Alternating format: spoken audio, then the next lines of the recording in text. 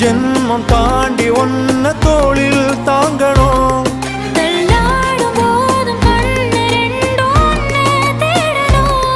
உயிர் விட்டு போகும் அந்த நொடியில் ஓருவம் முன்னால் வரணும்.